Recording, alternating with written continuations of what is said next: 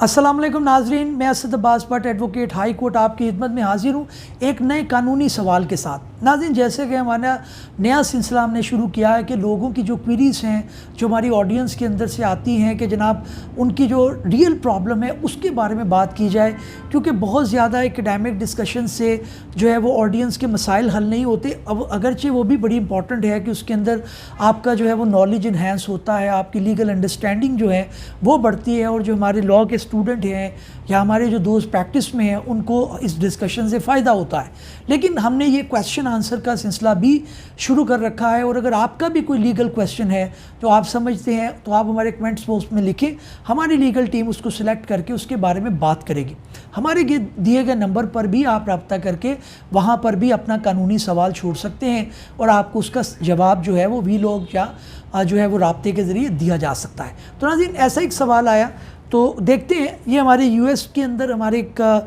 जो है वो ऑडियंस में से हमारे फॉलोअर थे, सब्सक्राइबर थे, उन्होंने ये पूछा है कि I saw your video of digital power of attorney, if two people giving one power of attorney, can only one person give his email account, the other executor giving attorney does not have email, will neither accept this, we live in USA। इनका जो बुनियादी सवाल है वो, क्योंकि मैं ज़रा थोड़ा सा इसको सिंपलीफाई करके बता दूं कि एक तो ये है कि उनका कहने का मकसद ये था, क्योंकि मैं पहले बता चुका हूँ कि online verification of power of attorney possible है सिर्फ 2 कंट्रीज़ में अभी तक, एक यूएसए में और दूसरा यूके में।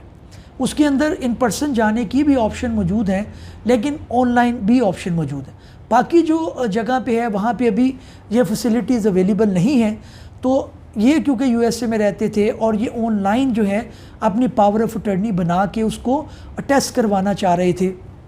एम्बेसी से, तो इनका सवाल ये था कि जनाब, क्योंकि जब आप ऑनलाइन कराते हैं तो आपको 2 ईमेल देना पड़ता है अपना, क्योंकि ईमेल के ज़रिए कंफर्मेशन आती है कि जनाब आपने जो है वो ईमेल के ज़रिए आपका जो आईडी था उसके ज़रिए आपसे वेरिफिकेशन मांगी गई थी।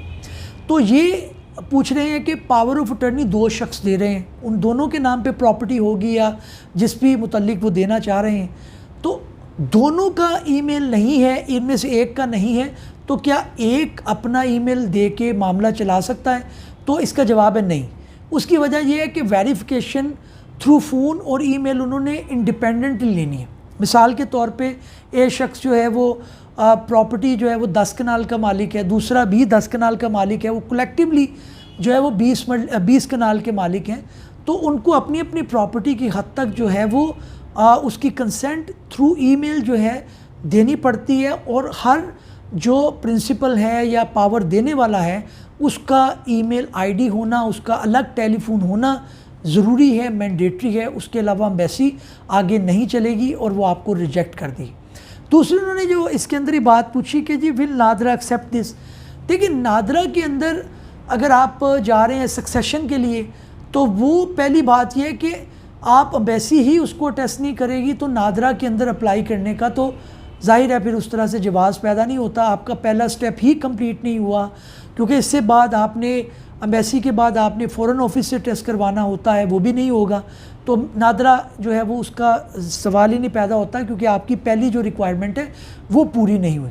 तो इसलिए मैंने सोचा कि बाकी नाज़रीन भी, क्योंकि पावर ऑफ अटर्नी के बारे में बहुत ज़्यादा एम्बिग्विटीज़ पाई जाती हैं, और इसीलिए मैंने 8-10 वीलॉग जो है उसकी प्लेलिस्ट ही मैंने ओवरसीज़ पाकिस्तानियों में रखी हुई है, और उसके अंदर से लोग अपना इस्तिफ़ादा उठा सकते हैं, अपनी एम्बिग्विटीज़ और अपनी क्वेरीज़ को ख़त्म कर सकते हैं।